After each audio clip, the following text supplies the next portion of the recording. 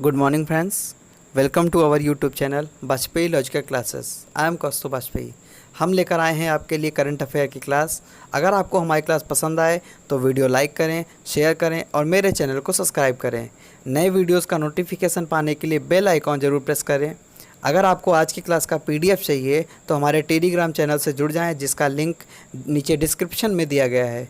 तो चलिए स्टार्ट करते हैं आज की क्लास. देखते हैं. क्वेश्चन है, हाल ही में वृद्ध व्यक्तियों का अंतर्राष्ट्रीय दिवस कब मनाया गया है? ऑप्शंस हैं 2 अक्टूबर, 1 अक्टूबर, 30 सितंबर या 29 सितंबर. तो इसका राइट आंसर है ऑप्शन बी 1 अक्टूबर. यानी 1 अक्टूबर को भी वृद्ध व्यक्तियों का अंतर्राष्ट्रीय दिवस मनाया गया है. अच्छा, वृद्ध व्यक्तियों का अंतर्राष्ट्रीय दिवस, तो इस दिवस का जो मतलब है वो वृद्धों के लिए हमारे क्या दायित्व हैं, सरकार उनके लिए कौन कौन से कदम उठा रही है, किस तरीके से उनके सही तरीके से उनका जो बुढ़ापा है वो सही तरीके से अच्छी तरीके से उनका बुढ़ापा निपटे, अच्छी तरीके से उनका जीवन यापन हो, इसके लिए सरकार क्या कदम उठा रही है, इनके लिए ये दिवस मनाया जाता है. तो ये 1 अक्टूबर का जो दिन है वो बुजुर्गों के लिए पूरी तरीके से समर्पित है. बुजुर्ग, हम जानते हैं कि किसी भी राष्ट्र में या किसी भी देश में, किसी भी परिवार में अगर हम बात करें तो बुजुर्गों का सबसे बड़ा योगदान होता है. यदि ये इनकी सलाह सही समय पर मांगी जाए, सही तरीके से इनकी बातों को अमल में लाया जाए तो कहीं ना कहीं बेहतर परिणाम युवाओं को मिलेंगे. नेक्स्ट क्वेश्चन देखते हैं. हाल ही में एनिमेस्टी इंटरनेशनल ने किस देश में काम करना बंद करने की घोषणा की है? एनिमेस्टी इंटरनेशनल ने किस देश में काम करने की बंद करने की घोषणा की है? ऑप्शन है अमेरिका, चीन, भारत या इनमें से कोई नहीं. तो इसका राइट आंसर है ऑप्शन सी, भारत. यानी इस कंपनी ने, जो एमनेस्टी है इंटरनेशनल कंपनी है, इसने भारत में काम करने से बंद करने की अभी घोषणा की है. अच्छा, ये है क्या? तो ये एक तरीके का NGO है जो ह्यूमन राइट्स के लिए काम करता है और अभी इंडियन गवर्नमेंट ने इसके सारे अकाउंट सीज कर दिए हैं, जिसके बाद से कंपनी ने इस देश में काम करने से मना कर दिया है. नेक्स्ट क्वेश्चन देखते हैं. हाल ही में ब्रह्मोस मिसाइल का सफल परीक्षण कहाँ किया गया है? ऑप्शंस हैं केरल, तमिलनाडु, छत्तीसगढ़, उड़ीसा. तो ब्रह्मोस मिसाइल का अभी तक सफलतापूर्वक परीक्षण किया गया है. इसके लिए ऑप्शन सही है ऑप्शन डी, उड़ीसा. यानी उड़ीसा में भी परीक्षण किया गया है. अच्छा, उड़ीसा की जब बात आई है तो हम जानते हैं कि जो उड़ीसा है इसमें अभी 2 गांवों को यूनेस्को ने आपदा के लिए निपटने के लिए पूर्ण गांव या सुनामी तैयार गांव की मान्यता प्रदान की है. कहा है कि ये गांव सुनामी से निपटने के लिए पूरी तरीके से तैयार है. सुनामी के साथ ही किसी भी आपात स्थिति से निपटने के लिए ये तैयार हैं. अच्छा, उड़ीसा की बात आई है तो देखते हैं. उड़ीसा की राजधानी है भुवनेश्वर, मुख्यमंत्री हैं नवीन पटनायक और गवर्नर हैं गणेशी लाल. और अभी जो मुख्यमंत्री हैं नवीन पटनायक, इनको पेटा ने हीरो टू नेशनल अवार्ड से सम्मानित किया है. हीरो टू एनिमल अवार्ड से सम्मानित किया है. पेटा क्या है? अच्छा, तो पेटा जानवरों के हितों में काम करने वाली संस्था है. उड़ीसा में सतकोरिया टाइगर रिजर्व है, सिमलीपाल नेशनल पार्क है और गहीरमठ वाइल्ड लाइफ सेंचुरी, ये भी उड़ीसा में है. और उड़ीसा में चिल्का लेक है, ये भारत की सबसे बड़ी खारे पानी की झील है.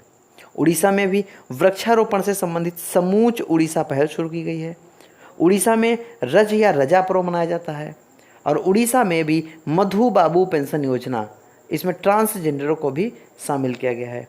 अच्छा, उड़ीसा का राजकीय पशु है सांबर हिरन और उड़ीसा में अभी भी बलराम योजना शुरू हुई है, ये किसानों के लिए है. इसके पहले कालिया योजना ये चल रही थी, ये भी किसानों के लिए है. उड़ीसा का पुराना नाम, ये भी कई बार परीक्षाओं में पूछा आता है, तो ध्यान रखेंगे उड़ीसा का पुराना नाम या पूर्व नाम है कलिंग. और उड़ीसा दिवस कब मनाया जाता है? ये भी एक अच्छा प्रश्न है. उड़ीसा दिवस मनाया जाता है 1 अप्रैल को. कब मनाया जाता है? 1 अप्रैल को उड़ीसा दिवस या उत्कल दिवस मनाया जाता है. उड़ीसा में नुआखाई उत्सव मनाया जाता है. नुआखाई उत्सव का मतलब होता है नया अनाज. नुआ का मतलब नया, खाई का मतलब अनाज, यानी नया अनाज आने पर यह उत्सव मनाया जाता है. इसके साथ ही उड़ीसा के जो मुख्य न्यायाधीश हैं हाईकोर्ट के, उनका नाम है मोहम्मद रफ़ीक. नेक्स्ट क्वेश्चन देखते हैं. हाल ही में इसरो ने किस वर्ष अपना वीनस मिशन शुरू करने की घोषणा की है? इसरो ने अपना वीनस मिशन शुरू करने की घोषणा की है. ऑप्शन देखते हैं 2030, 2025, 2040 या इनमें से कोई नहीं. तो इसका राइट आंसर है ऑप्शन बी 2030. 2025 यानी 2025 में इसरो ने अपना वीनस मिशन शुरू करने की घोषणा की है। अच्छा, इसरो की जब बात आई है तो इसरो का नाम देखते हैं, ISRO ISRO ISRO full form है इंडियन स्पेस रिसर्च ऑर्गेनाइजेशन। इसकी स्थापना हुई थी 1969 में। हेडक्वार्टर है बेंगलोर में और प्रेजेंट टाइम डायरेक्टर हैं डॉक्टर के सिवान। इन्होंने ज्वाइन किया था इसरो को 1982 में और PLSU प्रोजेक्ट के जरिए ये जुड़े थे। नेक्स्ट क्वेश्चन देखते हैं, हाल ही में किस राज्य सरकार ने स्कूल फीस में 25% कटौती करने की घोषणा की है? स्कूल फीस में 25% कटौती की घोषणा की है। ऑप्शंस हैं उत्तर प्रदेश, उत्तराखंड, गुजरात या महाराष्ट्र। तो इसका राइट आंसर है ऑप्शन सी, गुजरात। यानी गुजरात सरकार ने जितने भी स्कूल हैं गुजरात में, उन स्कूलों में इस सेशन से, चाहे वो CBSE के स्कूल हों या स्टेट बोर्ड के स्कूल हों या किसी भी तरीके का गुजरात का कोई भी स्कूल है, उनमें अभी सरकार ने स्कूली फीस में 25% कटौती करने की घोषणा की है। 25% फीस माफ़ करने की घोषणा गुजरात सरकार ने की है। अच्छा, गुजरात की जब बात आई है तो गुजरात से देख लेते हैं कि गुजरात से कुछ और डिटेल हमेशा चर्चा में रहती हैं कि जैसे गुजरात का नाम आपको हर बार अपडेट में मिलता है और ऐसा रहता है, हमेशा रहता है कि गुजरात हमेशा चर्चा में बना रहता है। जैसे गुजरात में जो गुजरात की पुलिस है वो भारत की ऐसी पहली पुलिस बन गई है जिसके पास ट्रेजर गन है, यानी ई गन है। ये एक तरीके की जो ट्रेजर गन होती है, एक तरीके की ई गन है, इसमें इलेक्ट्रिक शॉक लगता है। गुजरात में भी सुजलाम सुफलाम जल संचय अभियान शुरू हुआ है। गुजरात में उम्बारे आंगनबाड़ी केंद्र अनूठी पहल शुरू हुई है। गुजरात में गिरी नेशनल पार्क है और ये एशियाटिक लायंस के लिए फेमस है। गुजरात में ही सरदार सरोवर डैम है, नल सरोवर लेक है और गुजरात के सुरेंद्र नगर में रेशम प्रसंस्करण केंद्र की शुरुआत भी की गई है। इसके साथ ही गुजरात भारत में सोलर रूफटॉप इंस्टॉलेशन के मामले में पहले नंबर पर है। नंबर 2 पर है महाराष्ट्र। गुजरात की कैपिटल है गांधीनगर, CM है विजय रूपाणी और गवर्नर हैं आचार्य देवव्रत। कौन है? आचार्य देवव्रत। नेक्स्ट क्वेश्चन देखते हैं, हाल ही में real estate developer Bengal Peerless ने किसे अपना ब्रांड एम्बेसडर बनाया है? Real estate developer Bengal Peerless ने किसे अपना ब्रांड एम्बेसडर बनाया है?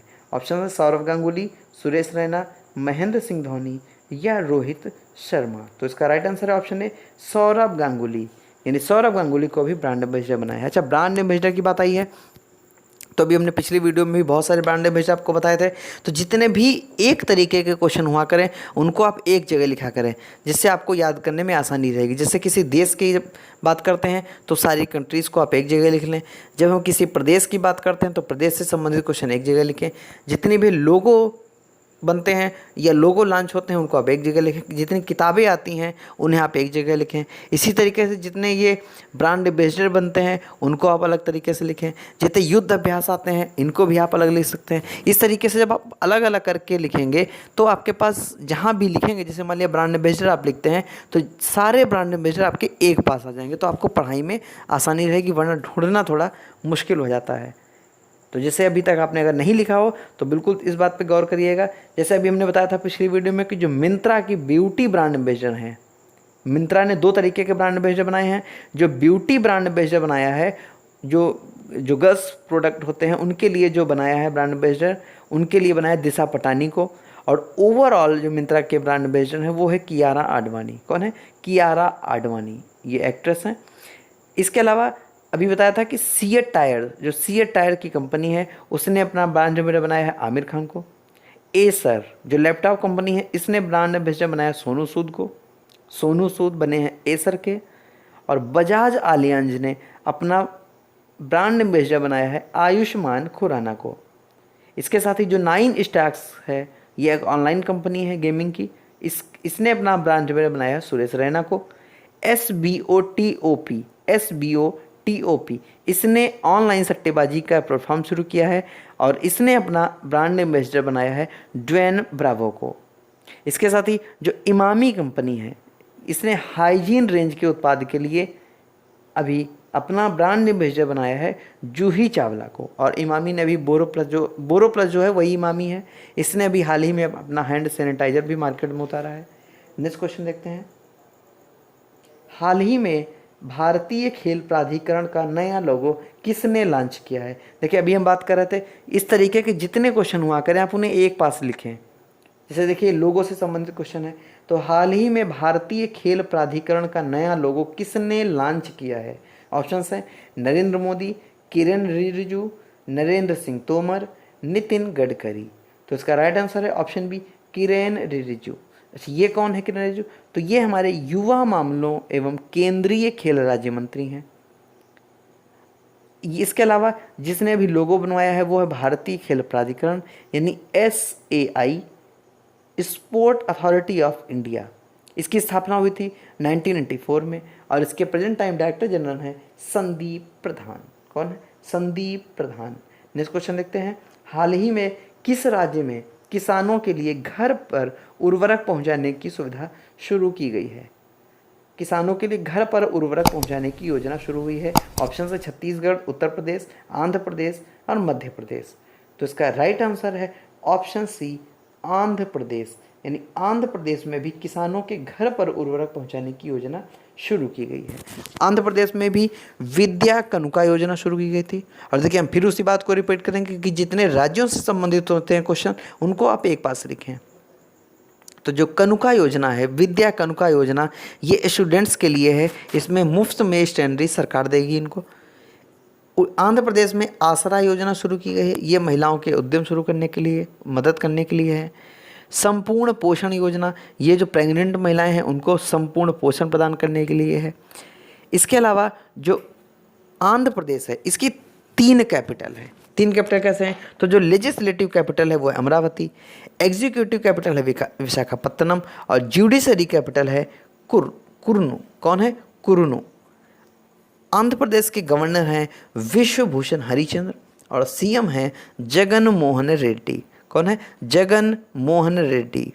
इसके अलावा फलों के उत्पादन में टॉप, पूरे भारत में टॉप पर है आंध्र प्रदेश।